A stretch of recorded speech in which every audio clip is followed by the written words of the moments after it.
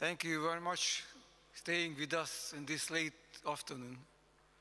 So the panel discussion is coming on Syria. I would like to introduce the participant of the discussion one by one. The moderator of this panel discussion will be Dóra Dávid from the Budapesti University of Technology and Economics. Dóra, please.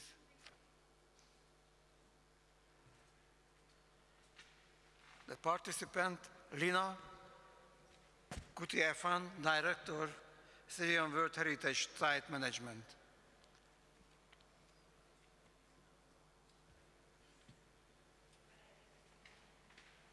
Dr.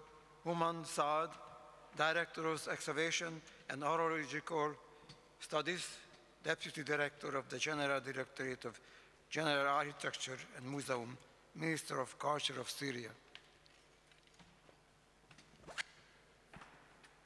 Edmond Alei, Director General of Antiquities and Museums, Ministry of Culture.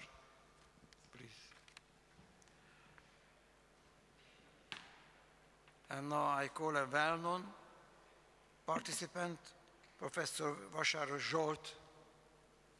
Thank you very much for the introduction and for the opportunity to be here with such distinguished guests and important people in the heritage protection efforts of Syria. I think we can, without further ado, we can start the discussion. Okay. Rendben, így jó? Thank you. Okay. So, for our first topic, I would like to raise the issue of the role and situation of heritage protection in a country in conflict. Obviously, the government of a country in war is in an extremely difficult situation. They have to make very tough decisions about where to put efforts and money and people and work. And I would like to ask you about when and how the decision was made in Syria after the war broke out in 2011 to continue and to start new efforts on heritage protection and conservation works. Okay. Thank you. Good evening. First of all, I would to thank the organizer of this event and great event.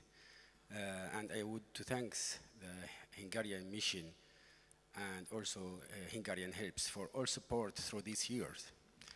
I want to start from 2012.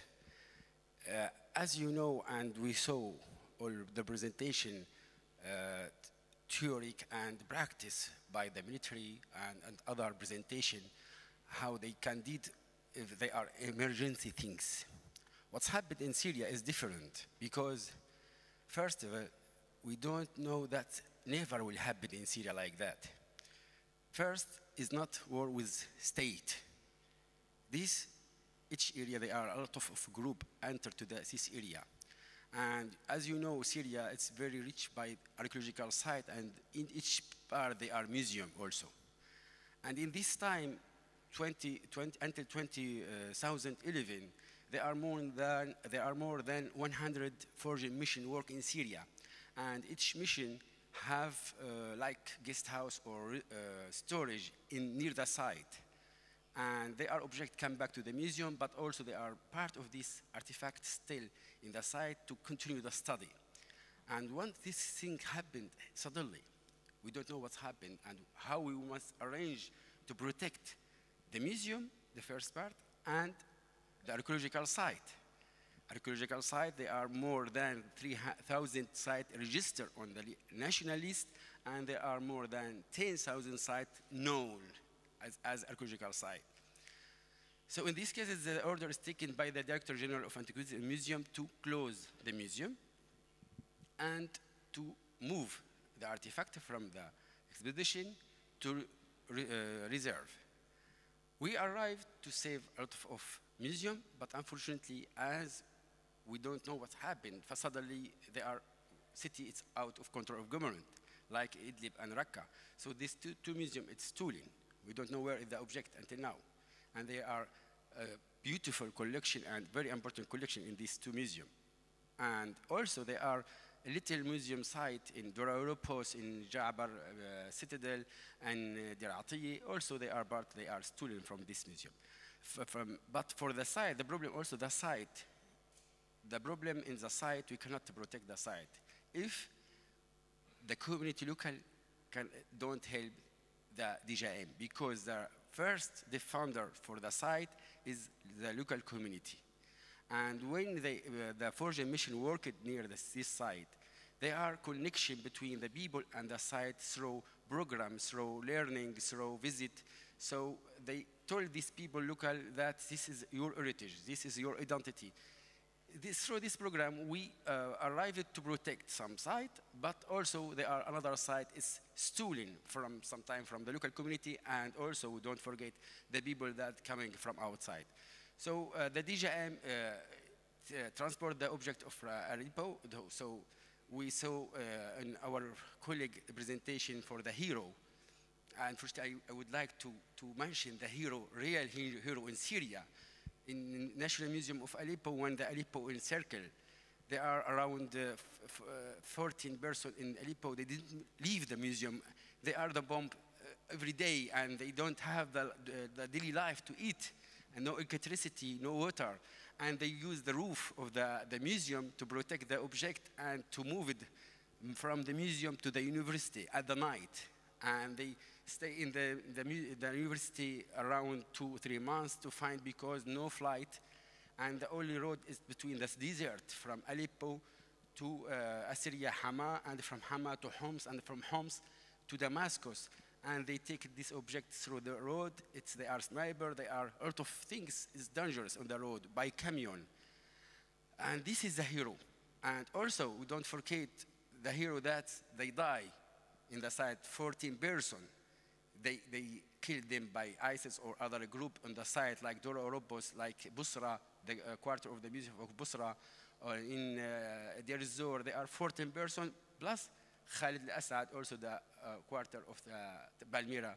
This is a hero for us when they move this object and to Damascus and save it. So we arrived to protect some of museum. We didn't arrive in other. For the site, we arrived in some site, but also the other site we didn't arrive in Mari. There are 3,000 hole digging by Bielmechanic. In Abamia, the same. In Tel Ajaja, in other side, they not only we lost the object, but we lost the layer, the history of this site. Thank you. And how long did it take for DJM to start operating again as a center for restoration work? So when could you start thinking about restoration? I'm sorry, I will speak what's happened as experience in Syria.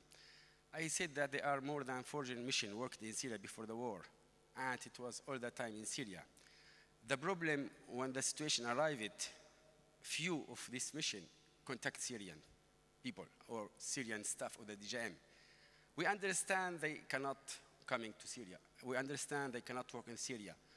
But in this time, through the color of the DJM, there are a lot of people waiting to go to the site. 2012 until now, there are few. It's empty. And in this time, we remember we don't need the people to tell us we cannot coming. Only we need some message to say we are not alone. We are with you. What we can do for you. We forget the daily life of the people, the difficult of the people, but the people stay in the Director General working every day until they are bombed every day in Damascus or Aleppo, but they continue to come to the work.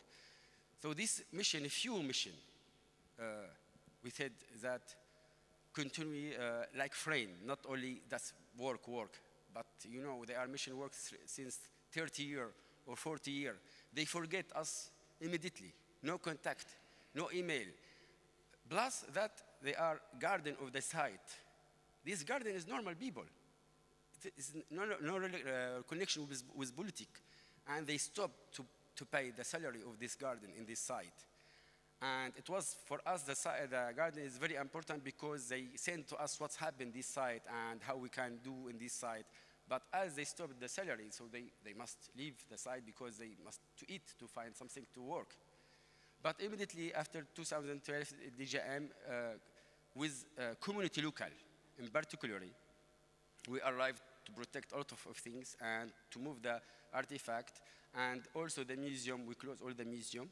Until now, only they are the National Museum of Damascus and the National Museum of Aleppo reopened because the life has come back. And as we said, the museum is to reconnect the people with their identity. Thank you. Thank you For the answer. Anybody else to touch on the topic? Maybe I would like to add, first of all, I'm Ed Molaji. I would continue my presentation. I'm a dual representation from the General Directorate of Antiquities and Museum, as well as a scientific consultant for St. Afram Patriarchal Development Committee, which acting in Damascus within the humanitarian aid.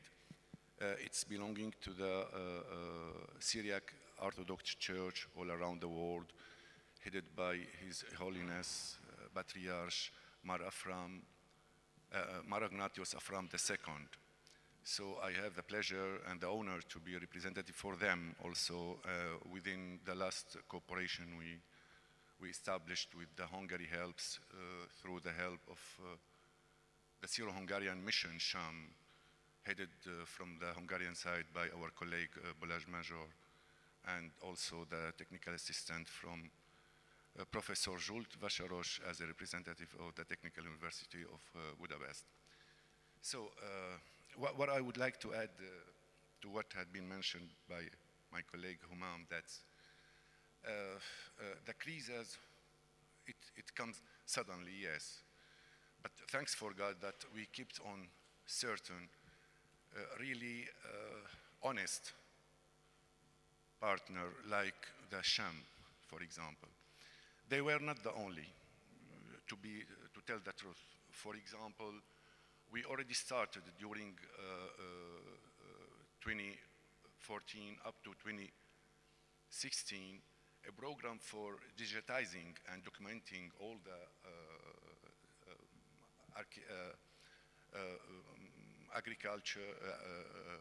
cultural objects or something like that, all the archive of the General Directorate in cooperation with the DAI, the Dutch Institute for Archaeology. So we started this, and unfortunately, due to the orientation, the political orientation, it stopped suddenly. But thanks, as I said, for God, that we kept on our works as a national missions. For example, at the Citadel of Damascus, when I was responsible for that, we kept on all the intervention needed for that. Under the bombing also, as my friend mentioned, and we lost one of our colleagues during the excavation inside the Citadel itself. So we didn't stop, but we limited our intervention, we limited our activities due, as I said, to the monk and the shortage of funds. For example, it's not the priority for the state to start or to work with the archaeological sites. It's normal, but at a certain limit, we were able to continue, and now we are more, I think, more comfortable in this point of view. Thank you. Continuing with the topic of the international cooperation in your efforts, regarding the larger international organizations, and I'm turning to Ms. Kutiafan here. You are responsible for the UNESCO contact of the cultural sites, if I'm correct. How did the relationship evolve over the last few years, and what do you see as the present for the cooperation and for the future? Okay, thank you very much for these questions. I have to go from the beginning of the crisis in Syria since 2012. We started the cooperation with UNESCO by launching the Safeguarding Emergency of the Syrian Cultural Heritage in 2013. This program lasts for 3 years, and it is involved building capacities for damage assessments and illegal trafficking for the staff of the Directorate General of Antiquities and Museums, and also for the customs and the staff in Ministry of Interiors. It was limited contribution from UNESCO because everything stops after this program is finished. After that, we have to deal with something like in the same year, in 2013, the 6 World Heritage Sites, which are Damascus Ancient City, Aleppo Ancient City, site of Palmyra, Busra, and Crac de Chevalier and Salah ad-Din, and the 40 villages in north of Syria was putting on the list of danger of UNESCO. And this means that we have to every year to send a report about the state of conservation of these 6 sites. And the report will include all the details or the work that have done inside these sites, damage assessment, emergency interventions, and any cooperation to safeguarding the sites. Putting the 6 World Heritage Sites on the danger of list enable us to ask for international assistance. International assistance is very limited amount. It's not. It's about $30,000 for the project. According to the scale of damage of the properties, this amount is not enough, of course. But we use it for making a survey for damage assessment in Busra, in Aleppo, and also in Damascus ancient cities. Also, we have some funds from UNESCO for the evacuating the artifacts from Palmyra Museum and from Aleppo museums. And we have also some funds for emergency survey for Aleppo itself. This is what happened with UNESCO. And from ICOMOS, we didn't receive only the online training at the beginning of the crisis for 1 day for all the staff about emergency interventions in case of war. And nothing, we didn't receive anything after that. So we think that the economic ban about Syria is not encourage the international organizations to help or to support the Syrian cultural heritage. Even it is a part of the humanity. Cultural heritage, it's not belong for Syrian only, but it is for the whole humanity. So these are the cooperation with UNESCO, and we are still waiting for 3 international assistance for Aleppo and for Palmyra and for Salah ad-Din, which was very badly affected by the earthquake. And even if we have the approval of the World Heritage Centers since the last year, but we didn't receive the funds yet. Thank you. And you mentioned that there were 300 foreign missions working in Syria before the war. What is the situation on that right now? Are they coming back? Are there new partnerships established? Or? I mentioned they are the only one that continue the work through the war. This is a Syrian-Hungarian mission. But 2018, they are Czech. We created a new mission Czech, Syrian Czech in Latakia. And after that, there are now 5 more mission Italian, Syrian-Italian mission. So they come back all the Italian, at least around all. And also we have a program helping by the UNDP. UNDP, they did a lot of efforts for capacity building for the staff of the DJM. And also we have one Syrian-Russian mission in the Bronze Age site. It's created this year. So now the situation is better than before. And when we speak about the mission, is not only to do the excavation, because through this mission, we give the opportunity, as we mentioned, there was 100 missions. So if we put, each mission training one student for 1 year, that's meaning each year we have 100 students learning. So you can imagine from 2012 until 2020, so nothing has happened for the student or local community.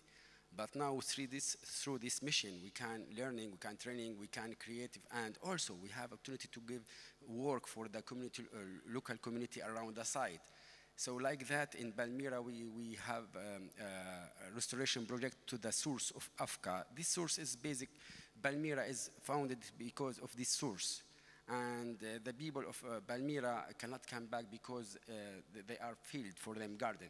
So this source is the water go normally to the garden. And as ISIS is blown up the source, so the project, it was happened by a NGO, Russian NGO with the DJM. It has the meaning this symbolic. We restore this source because like that the water go to the field. And the people of the Palmyra, half of them come back because like that they come back to their garden to live and to go to the work, like that they can eat or find way to live in Palmyra. So we help them, this community local, to come back to their house. And other projects also, when they are bigger project restoration for the Arch of Palmyra, who will work? We cannot bring people from homes is far, around 3 hours. So normally the local community that must work, and the art craftsman is from the area. So they know more than anybody coming from outside. So like that, we give them the chance to come back, as Mr. Peter, he mentioned, that not only stone, but we will restore the stone for the people, for the local community. So our project, like that, we must focus on the restoration project to give the life to the people live around this stone or in this, inside of this stone.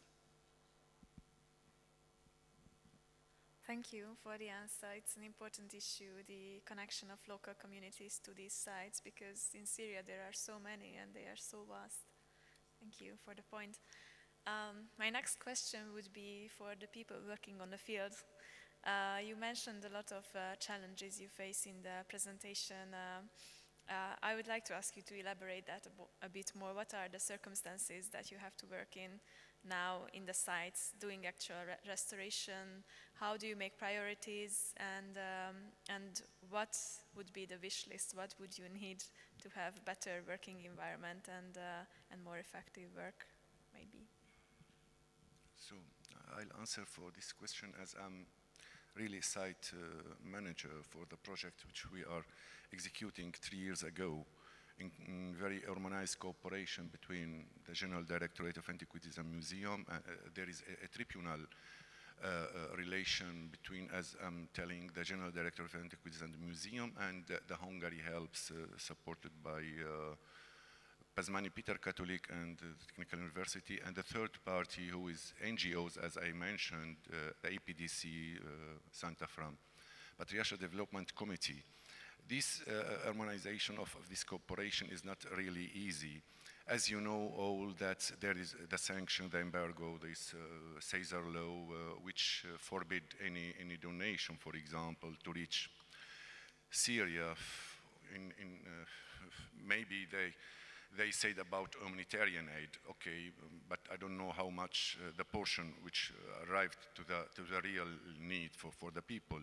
So how if we speak about a donation concerning the cultural heritage? Really, it's a big brave steps which had been taken. Thanks, not because I'm in Hungary, believe me, for the Hungarian government. Okay, for this step to provide at least what keep the site survive a little bit. I remember very well from the archive, for example, of the Chambre, how it was the situation of the site when he entered. It's really, to be honest, we should thank him for the interventions he carried during the 30th of the last century, as he was able to stabilize lots of parts of this very unique site, this Crac de Chevalier, for example. So after the crisis and what happened, it was really brave to supply a donation, to say, go ahead, start your works, safeguard what you are able to do. As my colleague Boulaj mentioned, for example, for Margat Castle, it's okay because of the earthquake, but the same we have in Crac de Chevalier. So if you have not the source needed for that, how to do?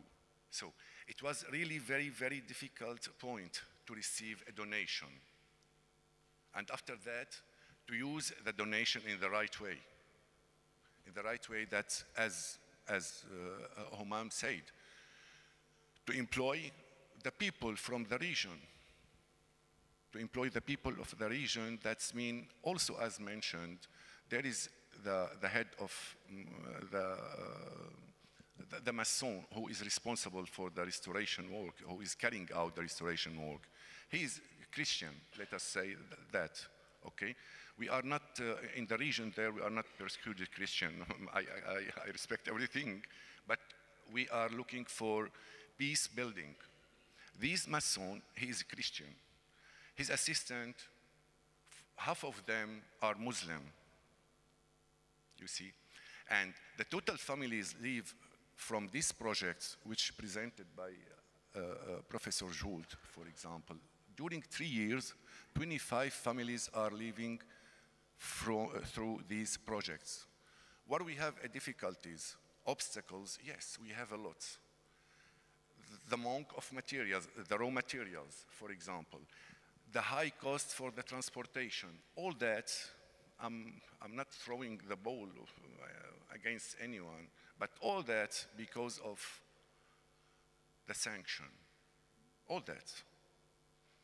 The people here whom presented everything, they are working as a volunteer, believe me. Also those, the masons and the workers, all of them are working as a volunteer, just they want to eat. The people, our friends from Hungary, they ate themselves. Really, it's like that.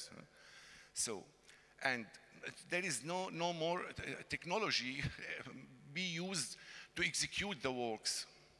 He provided you about these 2-ton weight of the stone, the lintel of the door, how they raised it up and how they dismantled it before and how they put it in place. All that with the hand effort of the people there. So there are a lot of difficulties we are facing, really. Not only just the fund. It's the essential question to have the fund, but also the technology needed for such a work. You cannot imagine, I don't think that you will approve what is going there. For example, about the security measures which should be taken on the site. There is, sometimes we are building the scaffolding for the restoration just with the safety belt. We are hanging the worker with the safety belt, and just, this is the limited, this is what we are able to provide for the workers whom are executing. And we should be, as engineers or supervisors or architects, we should be with them in order to give them the peace that you are in safe conditions and we are just similar to you. We are in the same conditions. So all these should be taken into consideration when we are speaking about what are the difficulties we are facing for this work. I don't know, maybe Schultz can also. Yeah, of course we have also difficulties how to prepare a trip to Syria or to anywhere in the Middle East, but especially to Syria, since the beginning of the war and during the sanctions. This was mentioned several times. but very honestly, our difficulties are not comparable with the difficulties of the building process, and Balázs was the great inventor how to enter Syria in the very beginning in 2015-16. Of course, at that time there was no direct flight. That was the year when the ISIS got closer and closer to the coast, and just a very narrow coastal zone, the so-called coastal zone, was under the protection of the governmental army and Damascus and few cities, and it wasn't an option to get a flight directly to Damascus, and we have chosen different solutions through Ankara or Istanbul, from Istanbul to Beirut, from Beirut by car to crossing the border, somehow getting visa from the consulate of Vienna in the beginning. It was really a big debate to organize a trip. Until now, I don't know if it was legal or illegal, but somehow we got a visa. I had 2 private passports, and I shared it, but somehow we arrived to Beirut, and if we arrived to Beirut, it was we were optimistic that in a few hours or in a half day we can enter the border and we can start the work, but you know, this is a kind of also a kind of adventure, and I really I am really thankful to all the team members. Dora was also once member of our team, and many times member of our Egyptian mission, because finally everyone survived. Everyone is alive. Everyone came back, and even the head of the mission, Balázs, and also our colleagues and, may I say, friends, did everything for us. And Balázs is working in Syria visiting Syria since the early 90s, and he's working there for more than 20 years. And I guess all of our choices and chances to survive and to work and to produce something, produce scientific results, to prepare the next progress is based on this network. This is a kind of, again, a network. This is a community who helped us a lot. And there are, of course, some mentionable difficulties, the scarcity of electricity and also other things. But please don't imagine a kind of war situation for us. We never confronted a battle scene or something like that. Our life was never endangered, and we were never hungry in Syria. We always got a good food, and based on this really friendly based network, and based on this common wish that we are working together, and if we are looking for new members of our missions to Syria or to Egypt or to anywhere, and I'm always mentioning that please come with us and enjoy this very special community, and enjoy the work, and you will enjoy something else, and because this something else is somehow this kind of special wish for the life, or to survive everything, and what we can see in Syria, and also in the case of the protection of monuments, that really during the war, during very terrible, terrifying circumstances, there are specialists, there are architects, there are restorers who are taking care about the national monuments, and of course there are a lot of other tasks. There are a lot of refugees, a lot of people left the country, but somehow the monuments of the national identity, and it is a very complicated nation, Syria, many religions, many different nations living together since many thousands of years. But somehow the imprints of their very rich history are very, very important, and I think this is something what we learned from this country, and I think here there are many colleagues, architects. I saw some of my colleagues in the room, and how many years long we can talk about theoretical things, and how many years long was our Kerekasztal district abandoned after the Second World War? Why the reconstruction work started only in the 60s? And because maybe we are more fixed to theoretical discussions, which are very important. And Lina mentioned the role of the UNESCO and the ICOMOS, and those are of course very important organizations. And due to the sanctions, they cannot help more. They cannot give money. They cannot give millions of dollars. Maybe they don't have. That is a general problem with the UNESCO. But they want to have, they are taking the control. Sometimes it is disturbing, but very honestly, we have to listen to the UNESCO.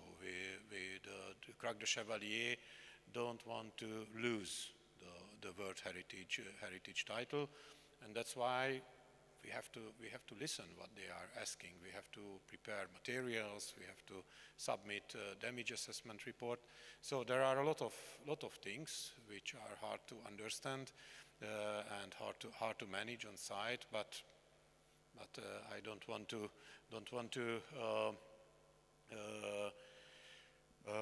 say too much about our physical circumstances. Those are not easy. It is not a holiday.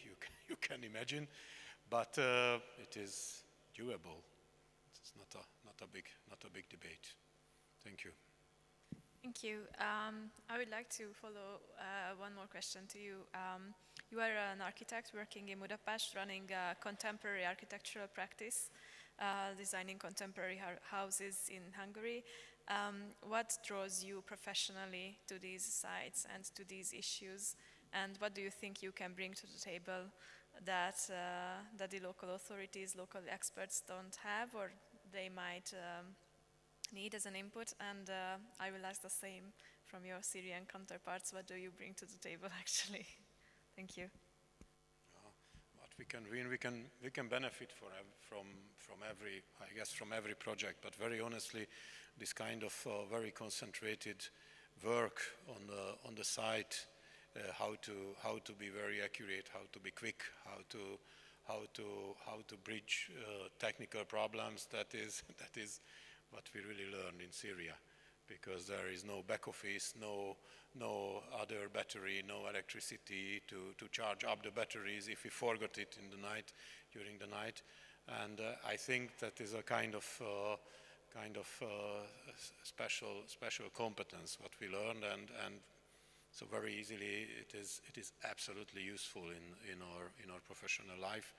But I think this is a minor thing. The other thing is of course what we learn from beside the professional competence, what we learn from you, and it's really I really appreciate all the days, all the hours what we spend there. And I hope really that this terrible war will come to an end. I cannot say successful end, because you lost so many things. It is not a success. It cannot be a success. But if you are over, if all the missions are coming back, and if the life will normalize, and I really hope that we can honestly publish our common experiences, because we have a lot of experiences. We can open this box to the world, and we can also represent and publish our work, what we did, publish your work, your personal work on your own heritage, and I think this will be a really great benefit. We have. I'm also a teacher at the university, at the department, and when we started with these large-scale works in Transylvania, Egypt, or in Syria, of course we read books, we catch the literature, not only the Charter of Venice about protection of monuments, books about field trips, about field work, how rich universities are doing this in peaceful times, of course. And there is a very great university, the ETH in Zurich. This is the best university, among the best universities in the world, and especially the Faculty of Architecture is really, I guess, the best one in the world. And they have very interesting field trips for students. They are going everywhere. They were also in Damascus just before the war, Nile Valley, Pakistan, Florida, very interesting places. And they have different kind of research methods, what to catch from the site, how to make interviews, how to enjoy the local communities, how to tolerate the different religions, and what is interesting for them, what is interesting for the next generations, and we learned a lot from these books, how to be open, how to catch this really foreign word, what is foreign for us, and how to publish it, and now we are really thinking about how to summarize this almost 10 years, what we also did in Syria, and I really hope that peace is coming, and we can make a big coming out with our common results. Thank you. Yes? I want to add something related to what he mentioned. With all difficulty, the good thing is the feeling of the people. I will mention something, as you are in the room, there are around 10 Syrian students here. You cannot imagine the feeling of these students when we meet with them, and when we discuss with them that they must come back to help the Syrian heritage. I remember also, with the help of Foundation Santa Gata in Torino, my colleague Elisio Rio, also the same, when all the Syrians coming to the event. The feeling that the peace of the people come back, when they say that the mission come back to work, the feeling that we are not alone in the protection of Syrian heritage. All the people speak around 10 years, Syrian heritage, part of humanity, Syrian heritage we must protect, Syrian heritage, but unfortunately the people know they are nothing in field. So what is, that's good, the feeling, the peace feeling to the people come back through when they see they are project, they are mission working, they are cooperation with foreign people coming to Syria and to exchange and to get information, because 10 years, you can imagine, 10 years for the student in the University of Damascus cannot know the new technology. They is scattered from the world. So that is what's good. The peace feeling come back through this older work. Thank you very much. So, yes?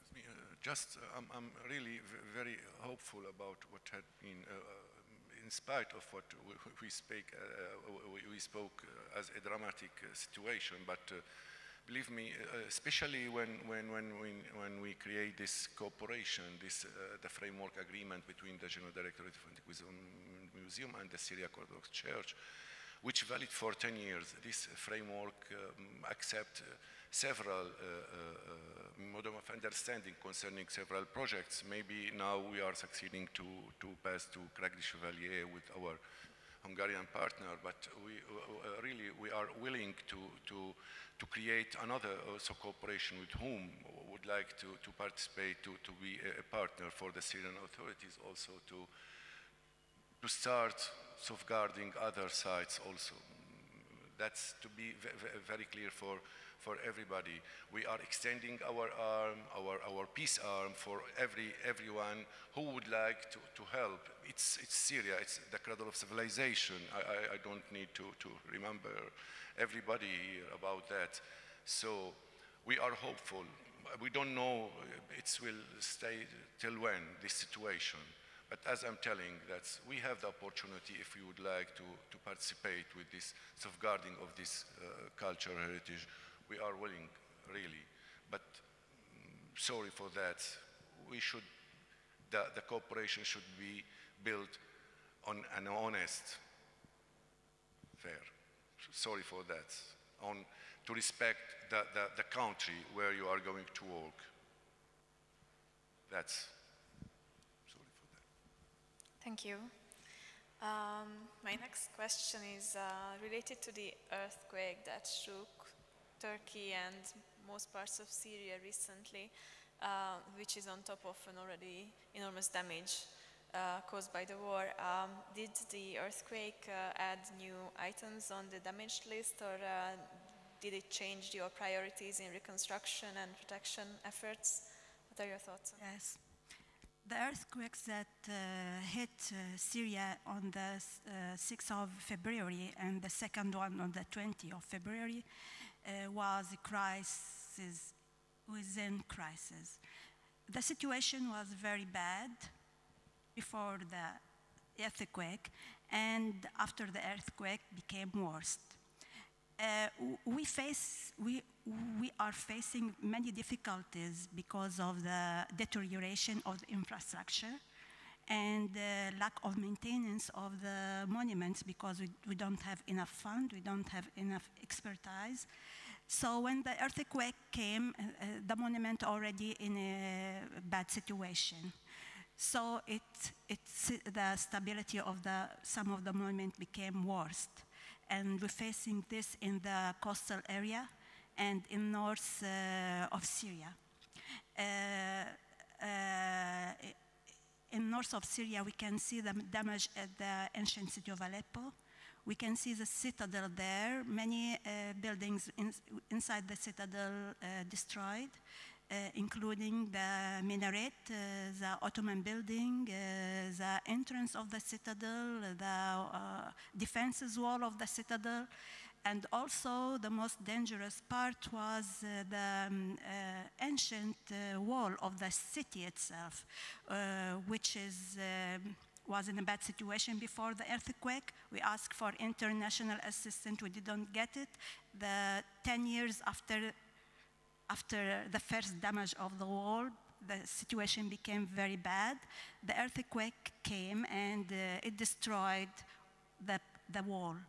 And what is very serious is the residential area beyond the wall, which can be collapsed if we don't make any interventions for this wall.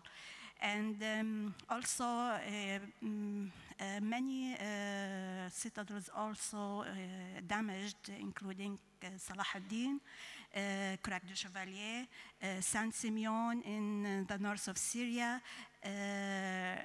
Even we have the residential areas that surrounding the archaeological sites also affected. Local community who lived there affected by the earthquake. People were waiting for international organization to take their responsibility in providing humanitarian assistance, but this is not happened, unfortunately. And the government has to face all this situation alone with lack of resources. And they started to rebuild the infrastructure and roads and water to make people return again. But the housing of the people also affected, and till now many of them are not be able to go back to their home because it is damaged now. So according to this, we have to face the situation, and we know that many of the 10th of the monuments were damaged by the earthquake, and we have to get funds for repairing them.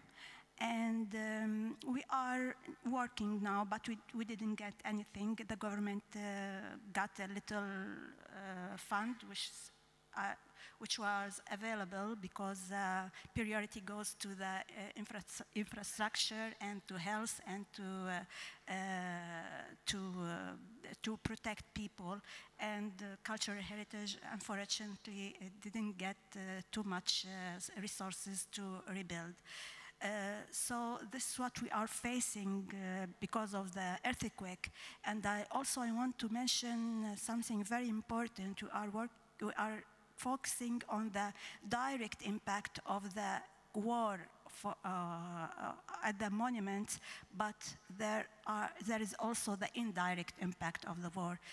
12 or 13 years of the war, it's enough for the monuments to be deteriorated enough. The infrastructure is badly, and also we face this very obvious in Damascus, ancient city. Because of the electricity infrastructure is not installed very well, and it's a bad situation. We face every year fire there in the ancient city, and the last one was in 3 months ago. And it affected one of the most important buildings, which was a museum of the Ottoman manufacture papers. This building was also a monumental building dated to the late Ottoman area, and it was an iconic building of Amir al-Hajj Abdurrahman al-Adham. And fortunately, all the objects were removed before the fire, starting from 2013, and the fire affected only the building, but it is completely destroyed, and affected also the property which is behind it, and a huge area also was damaged because of this fire. Also, we faced fires in the buffer zones of many of the monuments, especially at the coastal area. And every year we have a fire that destroyed the planets and destroyed the archaeological sites. This came because of the climate change, maybe because of the lack of maintenance for removing planets, taking care of the surrounding areas of the archaeological sites, and also people affected by all this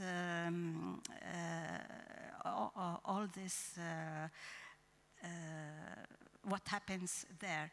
So I just want to draw your attention about this, but we are facing very difficulties because the impacts of the war regarding the cultural heritage in Syria, and unfortunately, time will increase this affected because of the deterioration they faced. Thank you. Edmund, yes? Just one comment. Fortunately, I heard just today that our Hungarian partner, Hungary Helps, succeeded to sign also another donation for the Crac de Chevalier in cooperation with Elif. Thanks for them both in the same sense of this, the effect of the quick response for the effect of the February earthquake hit the site, as mentioned also by Mr. Peter, that the southern tower of the castle and the curtain wall between the Commander Tower and the donjon are going to be subject of this project, with other 4 cases, small cases, And at the same time, we had, I would like to announce that from the second portion of the donation of the Hungary Helps, there was a savings, some savings, where we adopted it to treat 3 of the cases mentioned within the report sent to the UNESCO. We determined 8 cases, and we were hopeful that we will receive some amount, as my colleague Lina said. Unfortunately, we were not able to receive, so we divided the cases between something reserved for the possible UNESCO donation and the other with our Hungary Help partner. Unfortunately, we didn't receive anything from UNESCO, but fortunately we had some saving from the second donation of the Hungary Helps. We are using it to treat these 3 cases, and hoping that we will finish these 8 cases within the next project we hope to be in the next year. That's just for a quick response. I would like to mention one more viewpoint, because the sites what we are talking about, those are all of them in a so-called coastal zone. That has a very good climate. It is not a desert, and that means that the vegetation is very active. The grass is growing, little trees are growing within few months, is quite big. And during the war, during the sanctions, no tourism. We could say that the maintenance of these large-scale sites is a responsibility of the DGAM. But how? It's no one. It is not possible to find sources for that one. And this is also a very crucial situation what we are facing every year. If we go back sometimes after few months or half a year or 1 year to the site, and it looks like a hanging forest of Babylon, and the hanging gardens of Babylon, and full of trees and full of grasses, and for the survey we have to cut all the trees, and the walls are, as you saw, sometimes 30-40 meter high. It is also a big debate how to manage it. But that has also another viewpoint, a structural viewpoint. An empty house, as you know, it's the worst. The amortization is very quick if no one using a building, a room, a house, or a castle for its current purpose. I mean for touristic purposes. And the vegetation is coming, and it's growing. The little trees are always bigger and bigger. They are making cracks in the wall, cracks in the vault. The cracks are bigger and bigger after every rainy winter. And you know, the internal cohesion, the internal structure of these ancient walls, 800 years old walls, are losing. And earthquake is coming, or the battle came, with a very dynamic effect, and the cracks are bigger and bigger, and walls are open, corners are broken, and sometimes we cannot see many things. If we are getting closer and closer to the wall, we can, oh, there is a problem. Not yet, but it can be a problem. Maybe next week, maybe the next morning, if the next earthquake is coming. And I really thank to Edmund during our visits for his opinions and for his really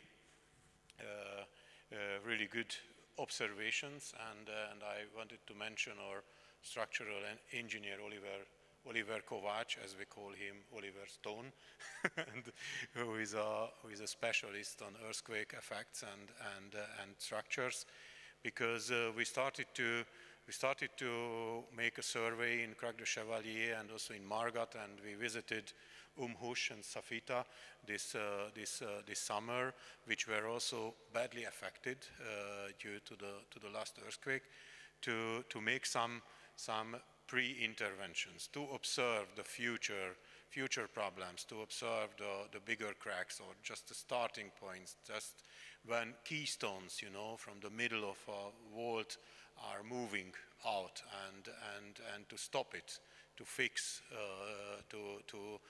these problems before they are getting worse. So that is also a viewpoint. The long-term non-use of these large-scale sites. It is really a core of the future damages. Thank you. So basically the largest task is the boring constant maintenance, no? That's the key to a lot of things. Okay. Thank you very much for the answers. I'm looking at the organizers. Do I have the chance to open the floor for questions or after the conference in the hall? Thank you very much for the panelists. I think we have to give them a big hand because of their achievements so far.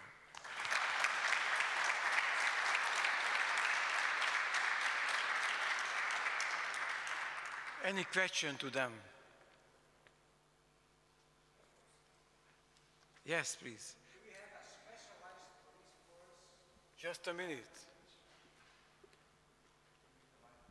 You have a specialized police force in Syria for combating crimes that are attacking cultural property? And is there criminal provisions in your penal code that protect cultural property? Thank you.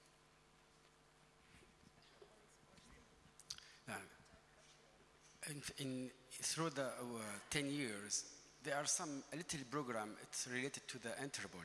With Interpol, they are cooperation with Interpol. The Damascus Interpol is international Interpol for the customs, for the artifact, in fact. But they are police also for illicit traffic, especially. But for the protection and for the other things, the army is help us, but not special community for that. In Palmyra, for example, who helped us to transport before ISIS arrived 3 hours before the Syrian army. But they are not specialists for that. Anybody else?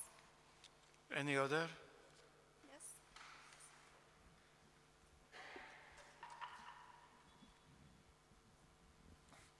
Protection starts with the school and the teaching of the value of the cultural heritage. How do you do it in Syria?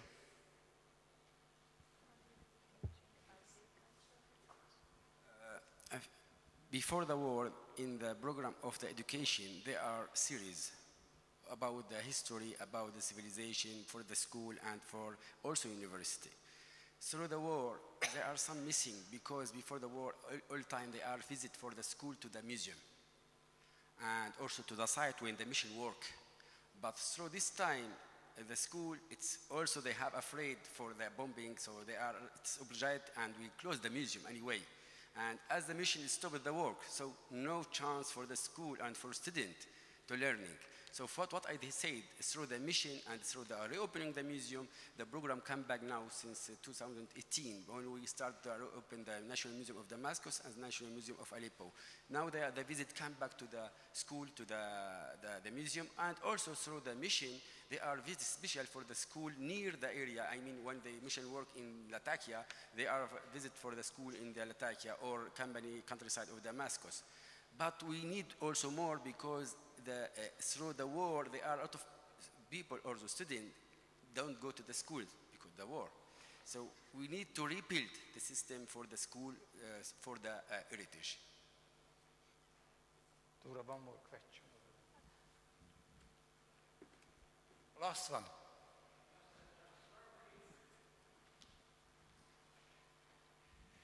Thanks so much, and thanks so much for your impressing roundtable. And my question concerns not the built heritage, but the oral heritage, because the Arabic culture and Near East culture are divided for the written oral culture.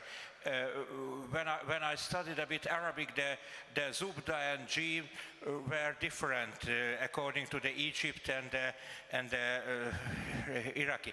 So how can you preserve, how the war conflict affect these very delicious, very harmful oral heritage for those people who are affected psychologically and heart can already hardly preserve their traditions. So do you mean that the built heritage, built cultural heritage must be connected with the oral heritage, with the unwritten part of the cultural heritage, which is of great significance in that world where the Fusha is written, albeit what is not written, also a part of culture. Thanks so much. Intangible. So I understand it for intangible. Yes? This is a very strong subject in Syria now. So they are in the Minister of Culture, Director of Intangible Heritage. And this director is work very hard through the war because, as you know, the war, they are the craftsmen. So the war is leave the area and sometimes it's go outside the Syria, in particular in Turkish or another area. So we lost these people. So that's, for that reason, the directorate, there's a program with sometimes with UNDP and sometimes with NGO like Syrian Trust. And they start to document the craftsmen in Aleppo, in Damascus, and in other areas. And they register around 100 craftsmen, traditional things. And they start also to register on national list of World Heritage, like Kudud al-Halabiya is a type of singing from Aleppo is traditional. So this is put it on the list of World Heritage Site of UNESCO. And there are also Chado traditional things is, I don't know how to translate in English, but also is a traditional things is listed on the national list of the UNESCO. And now they work about to register the oud, the music of lute, on the list. So we work about that, and we don't forget also when they attack the Ma'lula village, is Aramic village, is only 3 villages who speak in the language of Jesus near Damascus. So one of them is Ma'lula. So they start also the program to learning the language of Aramic through program also, and with the ancient person that they start to use the ancient alphabetic to learning the people to keep this alive of this language. Okay, ladies and gentlemen, thank you very much for your active participation. So my task today to close the first day, and I invite you tomorrow at 9 o'clock again here. Thank you very much. Have a good rest.